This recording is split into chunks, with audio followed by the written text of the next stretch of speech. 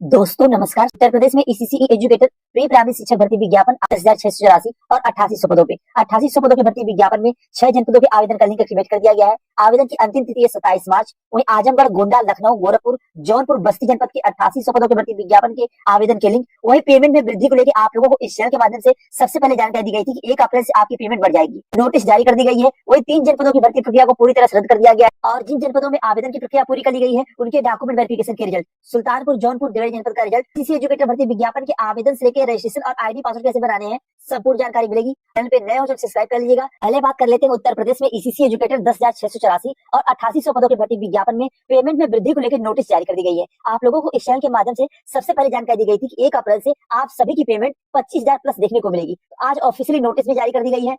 किन विभागों में पेमेंट में वृद्धि की गई है यहाँ पे आप सभी देख रहे होंगे। संस्कृत विभाग हो गया, परिवहन विभाग हो गया, आपदा प्रबंधन हो गया, आपातकालीन सेवा विभाग हो गया, पर्यटन विभाग हो गया, खेल कूद एवं कल्याण विभाग हो गया, रोजगार एवं प्रशिक्षण विभाग हो गया, नगर ग्राम योजना विभाग हो गया, खाद्य आपूर्ति विभाग हो गया, वन विभाग हो गया, वित्त विभाग हो गया, समाज कल्याण विभाग हो गया। इसके साथ साथ में और भी काफी ऐसे विभाग हैं जिनके पेमेंट में वृद्धि की गई है।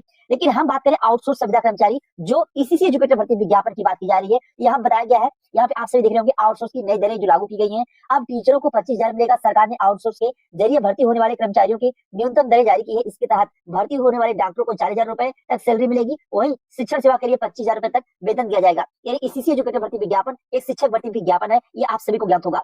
इस भर्ती विज्ञापन में आपको पहले बताया गया है कि यह भर्ती विज्ञापन ग्रेजुएशन लेवल का विज्ञापन जारी किया गया था। यानी क्वालिफिकेशन यहाँ पे ग्रेजुएशन मांगा गया था। इसके साथ साथ में होम साइंस सब्जेक्ट मांगा गया था या एनटीटी डिप्लोमा।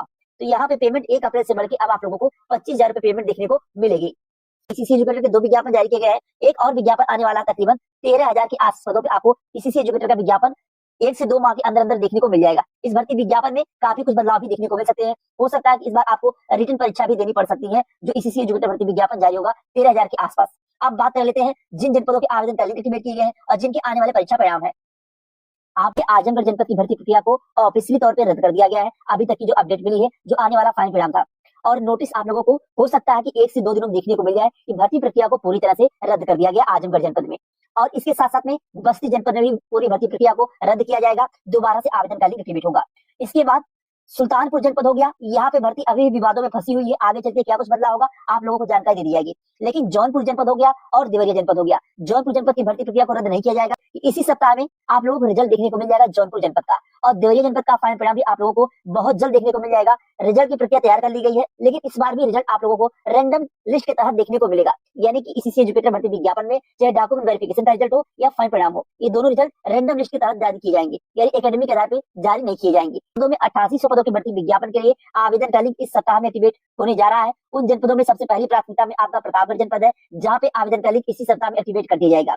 इसके बाद गोरखपुर जनपद में एजेंसी चयन की प्रक्रिया पूरी कर ली गई है। 8800 पदों की भर्ती विज्ञापन के लिए आवेदन का लिंक इसी सप्ताह में एक्टिवेट होने जा रहा है। लखनऊ जनपद हो गया, सीतापुर जनपद हो गया, बनारस जनपद हो गया। इन 3 जनपदों के भी आवेदन का लिंक इसी सप्ताह में एक्टिवेट हो जाएगा 8800 पदों की भर्ती विज्ञापन के लिए। गोंडा जनपद में भी एजेंसी चयन की प्रक्रिया पूरी कर ली गई है। 8800 पदों की भर्ती विज्ञापन की आवेदन का लिंक जल्द एक्टिवेट किया जाएगा। और 3 ऐसे जनपद है जहाँ पे भर्ती प्रक्रिया रद्द की गई है। आपको बता दिया गया आजमगढ़ जनपद हो गया, बस्ती जनपद हो गया। बस्ती जनपद के साथ साथ में बहराइच जनपद की भर्ती को रद्द किया गया था। उसे बाराबंकी जनपद की भर्ती को रद्द किया गया। अम्बेडकर नगर जनपद में 8800 पदों की भर्ती विज्ञापन में दोबारा से आवेदन का लिंक एक्टिवेट होने के बाद डॉक्यूमेंट वेरिफिकेशन की प्रक्रिया तो कंप्लीट कर ली गई, लेकिन भर्ती पे धांधली के आरोप लग चुके हैं। धांधली का आरोप क्यों लगा? क्योंकि भर्ती में रैंडम लिस्ट का प्रावधान लागू किया गया है, जो 9 फरवरी के दिन नियमावली बदलाव किया गया था।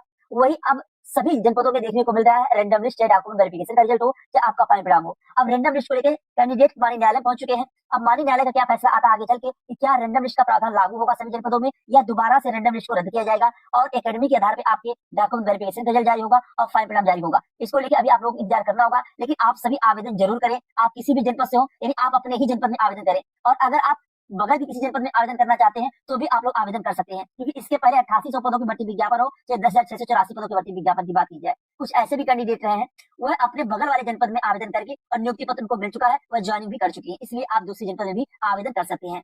वहीं जिन जनपदों में आवेदन का लिंक एक्टिवेट किया गया है उनमें बाराबंकी जनपद में आवेदन का लिंक एक्टिवेट किया गया है और आवेदन की अंतिम तिथि है 25 मार्च 2026 तक आप सभी आवेदन कर सकते हैं। लखीमपुर खीरी जनपद में आवेदन की प्रक्रिया कंप्लीट कर ली गई है। बलिया जनपद में भी आवेदन की प्रक्रिया कंप्लीट कर ली गई 21 मार्च के दिन। और इसके साथ साथ में मेरठ जनपद में 2 विज्ञापन जारी हुआ था। एक विज्ञापन में आवेदन की अंतिम तिथि थी 21 मार्च और दूसरे विज्ञापन की आवेदन की अंतिम तिथि थी 25 मार्च। 25 मार्च की भर्ती विज्ञापन में अगर आप आवेदन न किए हो तो आवेदन कर सकते हैं। इन दोनों विज्ञापनों में अलग अलग आवेदन करने होंगे आप सभी को।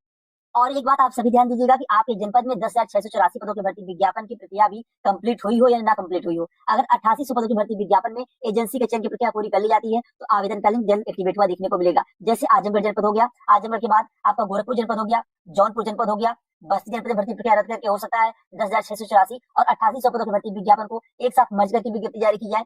गोंडा जनपद में भी आवेदन का लिंक जल्द एक्टिवेट होगा। इस सप्ताह में आप लोगों को 3 से 4 जनपदों के फाइनल परिणाम और डॉक्यूमेंट वेरिफिकेशन का रिजल्ट देखने को मिलेगा।